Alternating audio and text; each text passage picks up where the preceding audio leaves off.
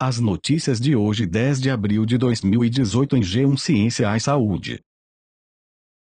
Anvisa aprova novo medicamento para leucemia. O Rydapt é uma droga que inativa a mutação em gene que leva à doença. Substância deve ser utilizada em conjunto com quimioterapia. Medicamento age sobre mutação em gene que contribui para o desenvolvimento da doença. Novartis. Divulgação. A Anvisa, Agência Nacional de Vigilância Sanitária, aprovou nesta terça-feira, 10, o registro de um novo medicamento para a leucemia mieloide aguda. O Rydapt deve ser usado em conjunto com a quimioterapia. Segundo a agência, trata-se de um medicamento de terapia-alvo que inativa a mutação no gene FLT3, que leva ao surgimento de glóbulos brancos malignos. Essa mutação no gene ajuda a produzir as chamadas células leuquímicas. Essas células assumem o lugar das células sanguíneas normais produzidas pela medula óssea, levando a uma série de sintomas, como fadiga, fraqueza, tonturas e falta de ar. Os principais sintomas da leucemia decorrem do acúmulo dessas células na medula óssea,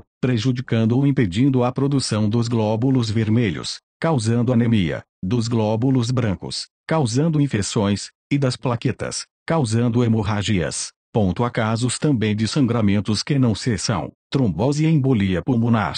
Essas células mutadas também podem migrar para outros órgãos, levando a uma série de disfunções. Quem detém o registro do Rydapt no Brasil é a Novartis, indústria com sede suíça. O medicamento, no entanto, é produzido e embalado pela Catalent Germania Berbach GmbH, localizada na Alemanha. Dentre os efeitos colaterais da droga, há a possibilidade de ocorrência de febre e baixa contagem de glóbulos brancos. Pele escamada e inflamada também foram observadas. A lista completa dos efeitos está em bula do medicamento, que só é vendido com indicação de especialistas.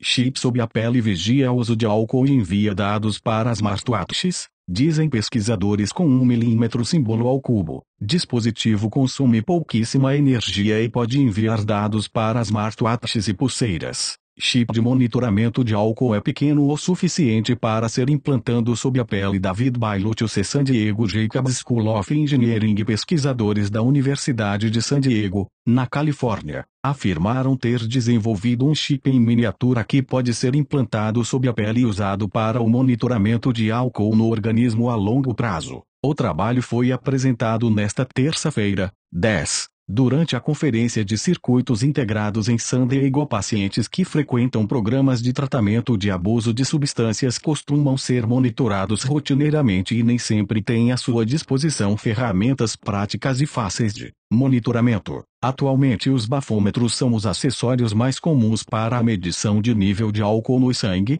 mas nem sempre são os mais eficientes. O exame de sangue é o método mais preciso, mas precisa ser feito por uma pessoa treinada. Os sensores que funcionam como tatuagens na pele são uma nova alternativa promissora, mas podem ser facilmente removidos e usados apenas uma vez. O principal objetivo deste trabalho é desenvolver um dispositivo de rotina e discreto para monitorar álcool e drogas em pacientes em tratamento contra o abuso de substâncias. Um pequeno sensor injetável que pode ser colocado em uma clínica sem cirurgia pode facilitar que pacientes sigam um monitoramento prescrito por mais tempo, disse Drew Hall, professor de engenharia elétrica na Universidade de San Diego que comandou o projeto. Em nota, o mini-chip. O chip tem 1 milímetro símbolo ao cubo e pode ser injetado sob a pele no fluido intersticial. O fluido que envolve as células do corpo contém um sensor revestido com oxidase, uma enzima que interage seletivamente com o álcool para gerar um subproduto que pode ser detectado eletroquimicamente. Os sinais elétricos são transmitidos sem fio para um dispositivo conectado vestível, como um smartwatch ou pulseira, que também servem para carregar o chip. O mini-chip foi desenvolvido para consumir pouquíssima energia,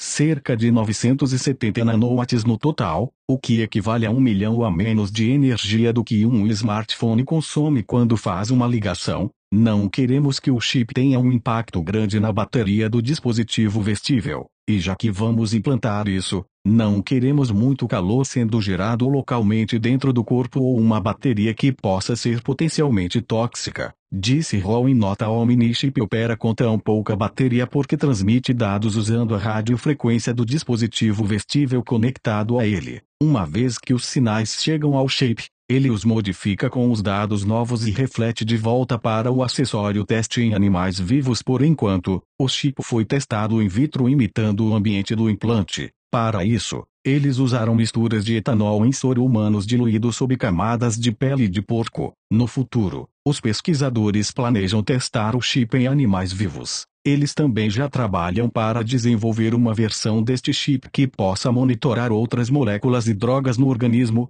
Mostramos que o chip pode funcionar com álcool, mas queremos criar outros que possam detectar diferentes substâncias e injetar um coquetel customizado deles em um paciente para fornecer acompanhamento médico personalizado a longo prazo. O grupo de pesquisadores trabalha com a empresa Cari Therapeutics, uma startup baseada no Instituto Qualcomm de Espaço de Inovação na Universidade de San Diego. A Qualcomm é a líder mundial em fabricação de chips para celulares. ICMBio aprova plano de conservação de 41 espécies ameaçadas no Cerrado e Pantanal. O plano tem 5 anos para restaurar habitats de espécies em risco de extinção e promover ações que diminuam a caça. Sapo JusceaY, macaco prego, está dentre as espécies ameaçadas que são alvo do Plano de Proteção Igor Peifer. ICMBio. Instituto Chico Mendes de Conservação de Biodiversidade. O ICMBio aprovou o Plano de Conservação de 41 espécies no Cerrado e no Pantanal. O instituto é vinculado ao Ministério do Meio Ambiente e o plano foi publicado no Diário Oficial da União nesta terça-feira, 10. Dentre as espécies, estão peixes, anfíbios, répteis e primatas ameaçados de extinção, como o macaco preto. O plano tem por objetivo influenciar políticas públicas, em diferentes esferas do governo, visando incorporar medidas de proteção. Pimelodus stewart, espécie de peixe presente no rio Tocantins. O outro ponto previsto pelo plano é a integração das espécies ameaçadas ao seu habitat em um prazo de 5 anos. A medida também prevê a diminuição da caça das espécies no mesmo período. A redução da degradação do habitat e a restauração da fauna também estão dentre os objetivos previstos. A ação também prevê a produção de relatórios informativos periódicos que possam ajudar na preservação das espécies. Cosméticos podem se transformar em inimigos da saúde. Quais os cuidados tomar com esmalte, sombra, rímel? A data de validade não é um mero detalhe. Bem-estar, edição de terça-feira, 10 de abril de 2018. Esmalte, sombra, rímel. Os aliados da beleza também podem se transformar em inimigos da saúde. O dermatologista Marco Rocha explicou no Bem-estar desta terça-feira, 10. Quais os cuidados com os cosméticos? A data de validade não é um mero detalhe. Ela indica até quando a empresa vai se responsabilizar por qualquer coisa que aconteça da interação do produto com a pessoa e até quando esse produto terá eficácia, até quando os conservantes estarão atuantes. Sem conservantes, os produtos têm mais chances de serem contaminados por vírus, bactérias e fungos. Aliados da beleza também podem se transformar em inimigos da saúde. Hidratantes corporais e cremes anti-envelhecimento estão entre os que mais irritam a pele quando vencidos. Produtos para cabelo costumam gerar dermatites no couro cabeludo. Os sintomas são coceira, vermelhidão, feridas e até bolhas. Produtos para o rosto merecem atenção redobrada. Além de prejudicarem a pele, que é mais sensível, podem comprometer os olhos. Já os esmaltes vencidos provocam reações surpreendentes. Para evitar qualquer problema, além da data de validade, é importante prestar atenção às formas de usar e armazenar os produtos. Os cosméticos também precisam ficar longe da umidade e da luz direta do sol para serem preservados. Se com todos esses cuidados, você tiver qualquer sinal de alergia, suspenda o uso imediatamente. Pintar o cabelo pode dar alergia. Cabelos coloridos. Cabelo com atitude, rosa, verde, roxo, azul. As cores dominaram as cabeças de muita gente. Elas falam da nossa energia, personalidade, de uma vida com atitude. Mas será que todo mundo pode pintar o cabelo? A alergista Alexandra Sayuri Watanabe falou sobre as reações alérgicas. O químico e especialista em cosmético capilar Celso Martins Jr. explicou que não é indicado fazer grandes mudanças nos cabelos de crianças até 11 anos. Isso porque para aplicar a tinta é preciso clarear o cabelo com água oxigenada e pó descolorante. É aí que mora o perigo. Surfar pode significar mais do que enfrentar ondas. Pensei que fosse doença da Idade Média. O novo avanço da sífilis no mundo. E no Brasil, casos de doença sexualmente transmissível aumentam em vários países. A ausência de sintomas faz com que ela passe despercebida no começo, não tratada. Pode causar cegueira, derrames e demência. OMS calcula que haja no mundo, anualmente, 5,6 milhões de infecções por sífilis. Aumento no Brasil foi de quase 30% entre 2015 e 2016. Imagens. Eu pensei que a sífilis era algo da Idade Média, que havia desaparecido e que não era algo que poderia ocorrer nos tempos modernos. Quem diz isso é Gavin, jovem britânico que descobriu ter a doença ao realizar um teste caseiro para detectar infecções sexualmente transmissíveis, DSTs.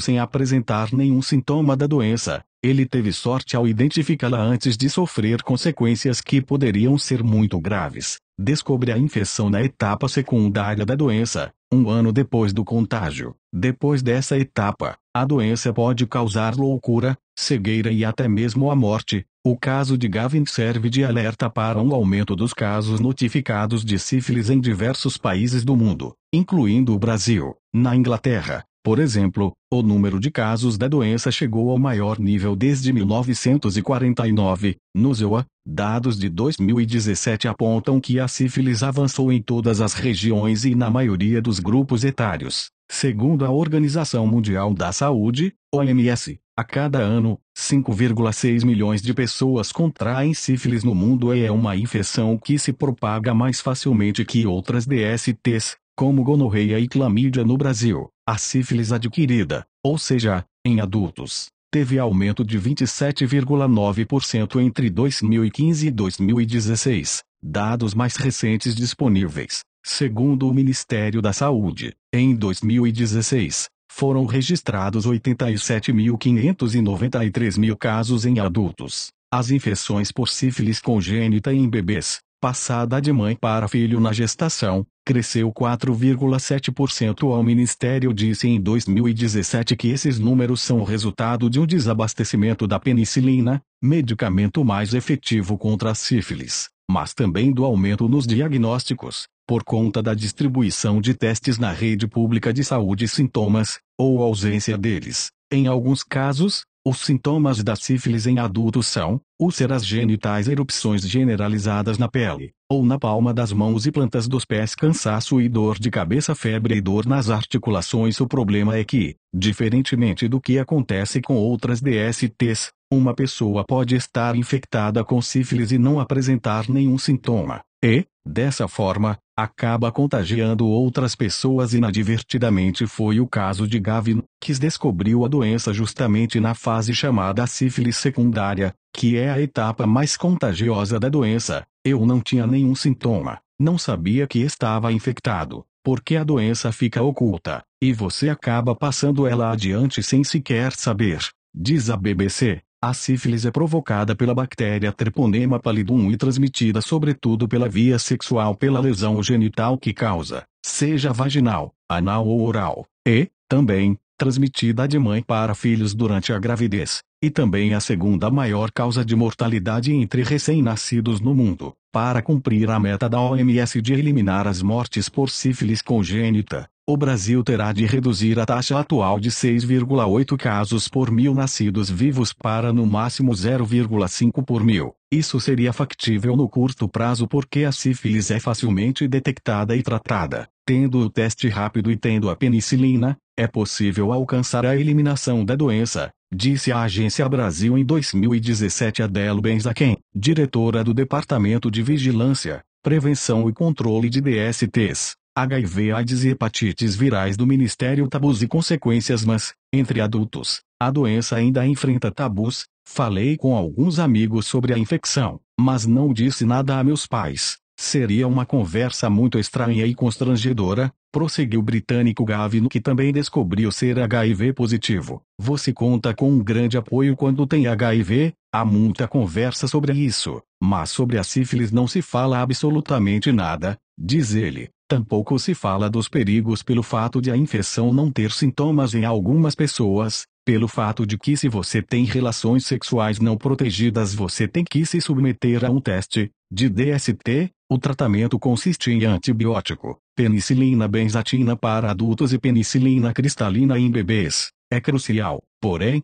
fazer o diagnóstico o mais cedo possível, uma vez que, sem tratamento, a infecção pode perdurar anos e causar problemas sérios de saúde a longo prazo, como derrames, sintomas de demência, perda de coordenação, cegueira e males cardíacos. E, ainda que a sífilis possa ser tratada nesse estágio posterior, os danos causados por ela podem ser irreversíveis. Por fim, as úlceras genitais causadas pela sífilis são uma porta de entrada para o contágio também pelo vírus HIV, como foi o caso de Gavin.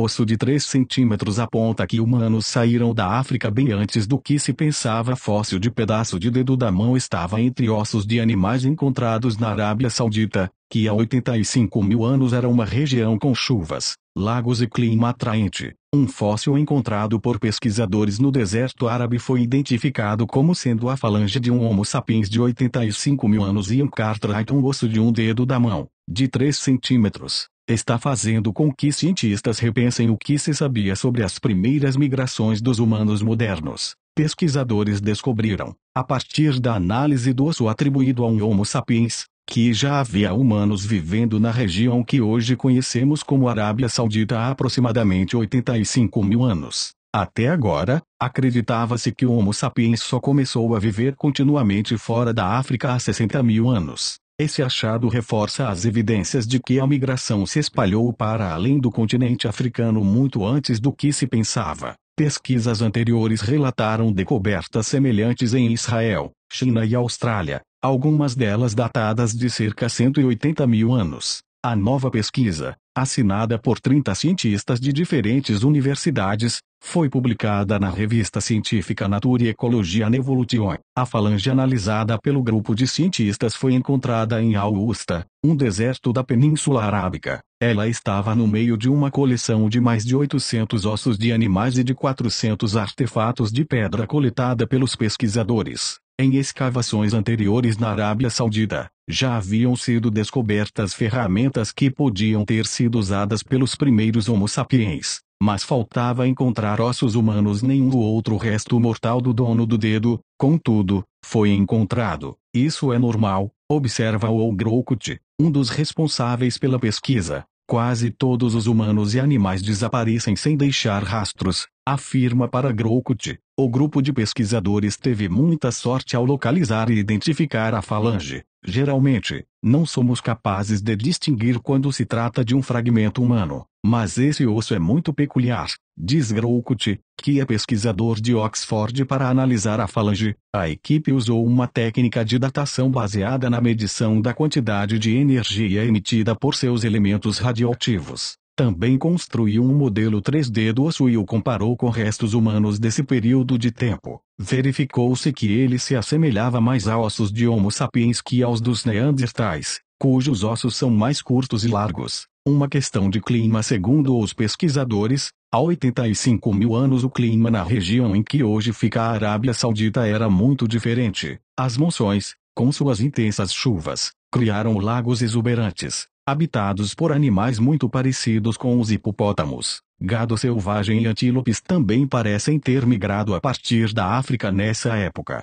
Os registros fósseis identificados em Augusta mostram uma rica variedade da vida animal, junto com ferramentas feitas de pedra que se parecem muito com as usadas pelos Homo sapiens. Segundo o professor Oldrocut, há razões para acreditar que os humanos se sentiram atraídos pelo clima favorável. O interessante é que no passado foi dito que os humanos não poderiam se espalhar para a Ásia antes de ter ferramentas mais complexas. Nossos achados sugerem que esse tipo de migração, na verdade, não reflete um avanço tecnológico mas, sim, uma mudança climática, Pesquisas recentes na África do Sul também indicam a influência das mudanças climáticas na evolução humana. Apesar de ser difícil determinar com base apenas nos achados do local das escavações, há indícios de que a ocupação humana foi de curta duração na região, teria sido limitada de entre centenas e 2.000 anos. Não se sabe se, em um determinado momento, a população foi extinta ou simplesmente decidiu mudar para outro lugar.